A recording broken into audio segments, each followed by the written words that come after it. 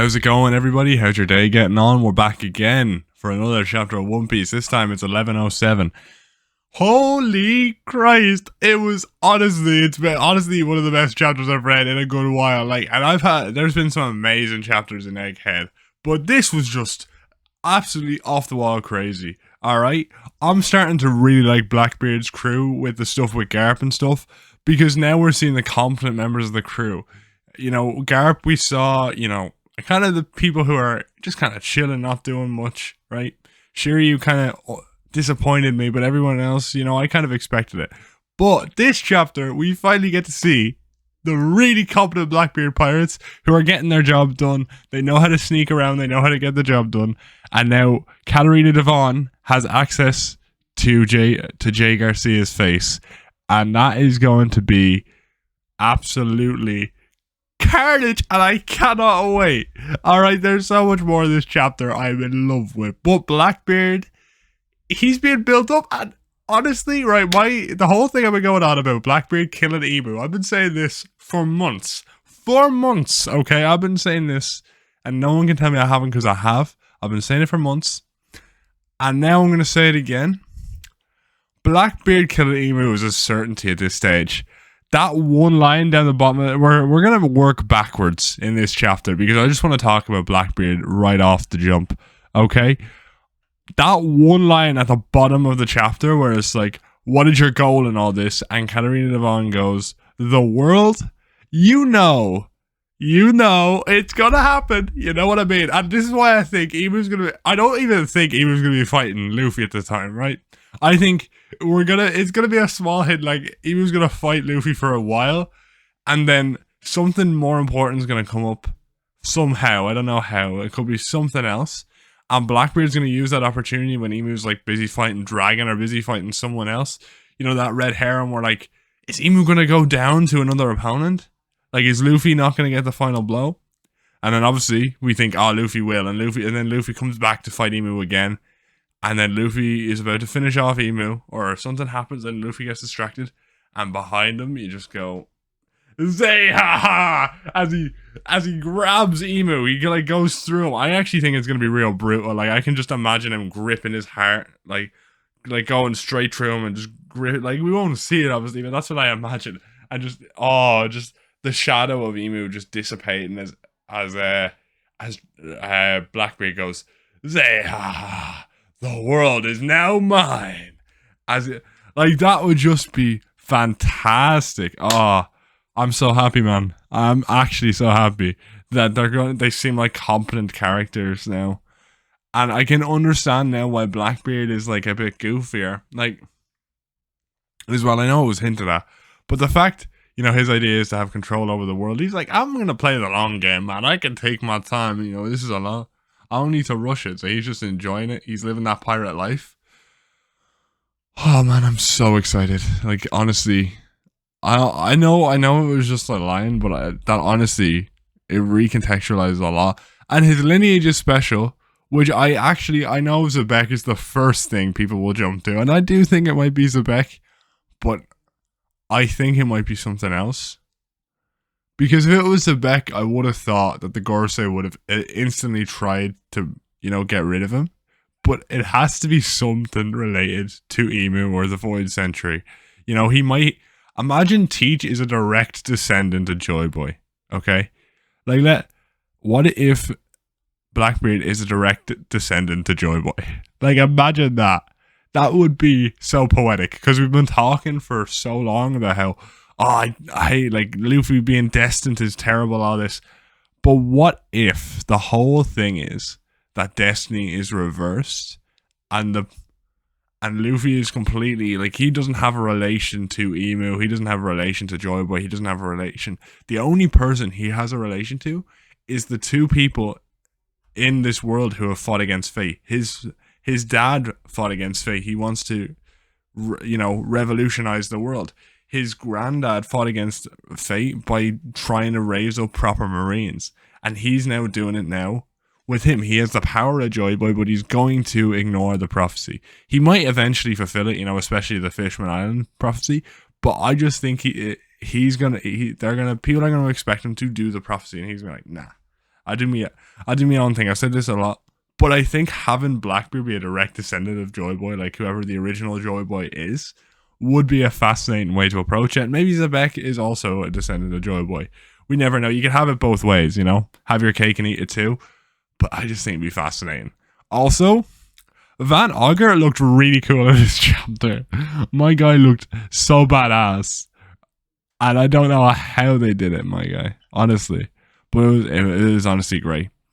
And here's another thing. Here's the last thing I was so excited for. We're getting Wano Act 4, baby. We're getting Wano Act 4. Alright, let's talk about this. Let's talk about this real quick.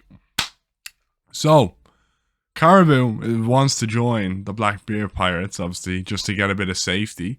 And he knows about Pluton. He knows about Poseidon. Okay? And I don't know what Blackbeard's more interested in.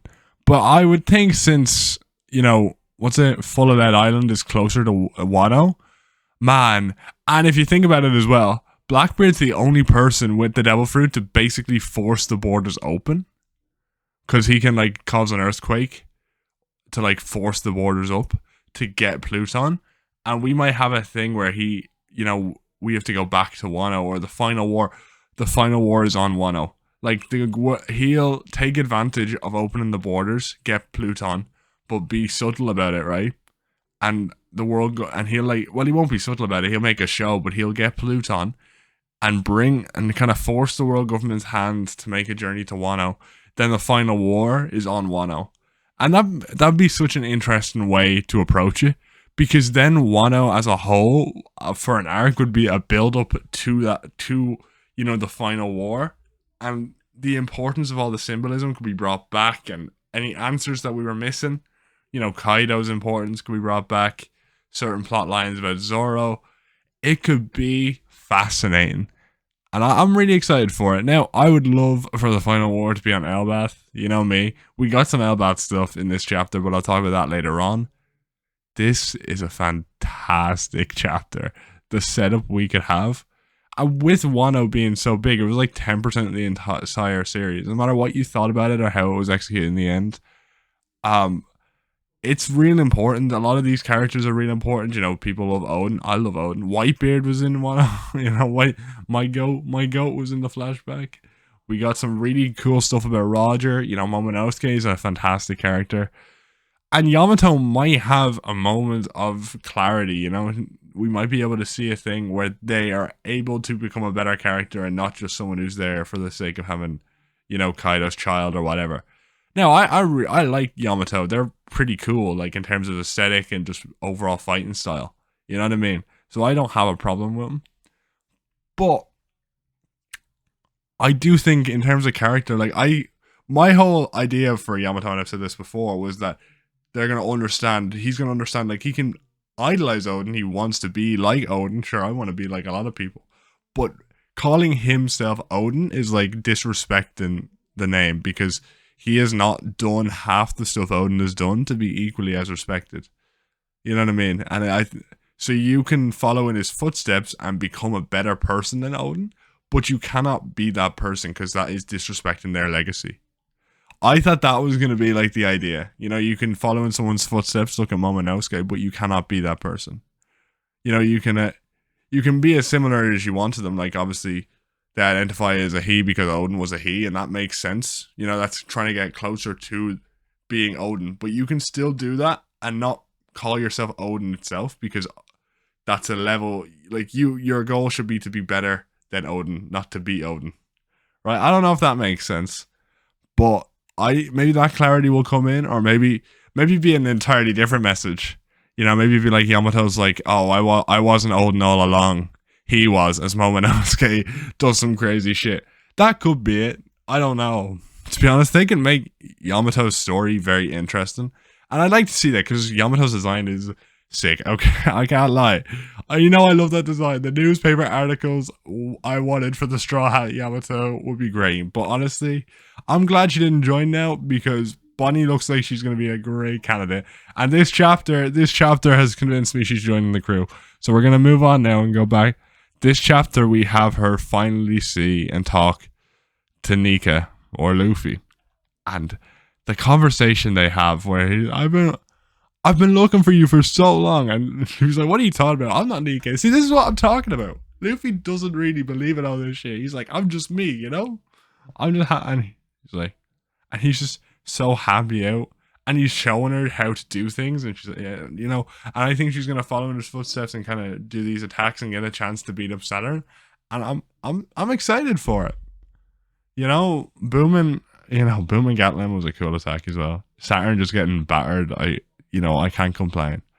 Right, and that's what I think she's definitely going to be a straw hat at this stage. All right, I think it's set in stone, and that means bad things for Kuma, and I'm really upset about that. I kind of, part of me would still prefer to go off in the sunset with Kuma, but like, what can you do?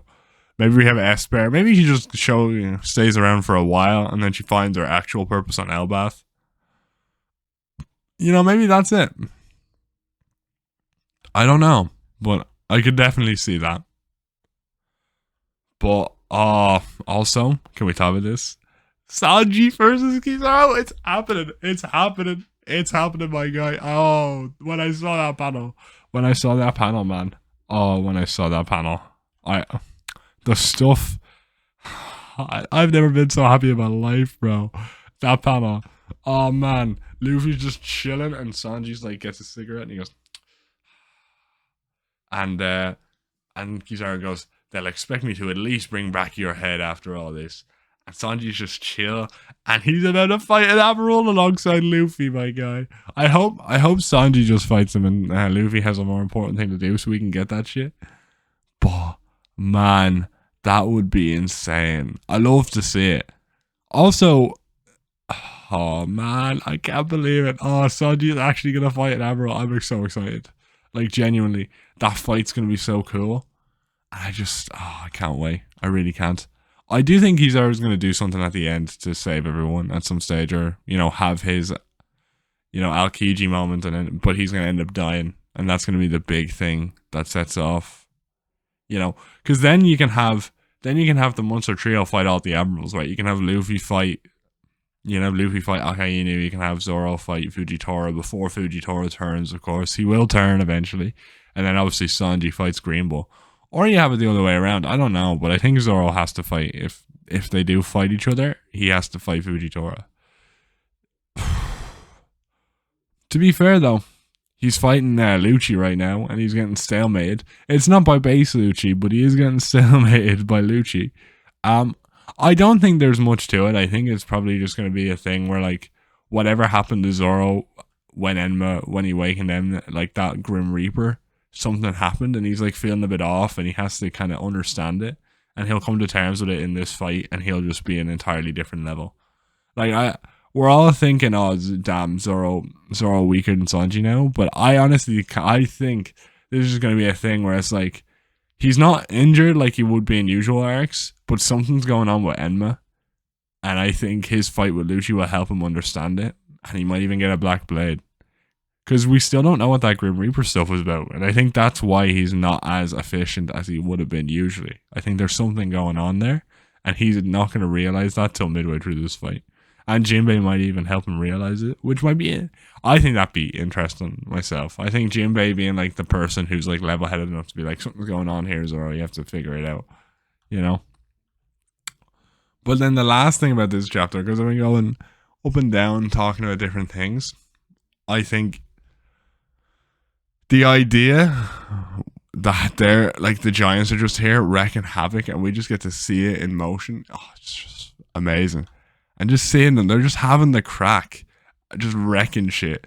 And I love that, man. I like Pirate Warriors 4, if we get to play as Dory and Broggy on a stage like Egghead just wrecking shit.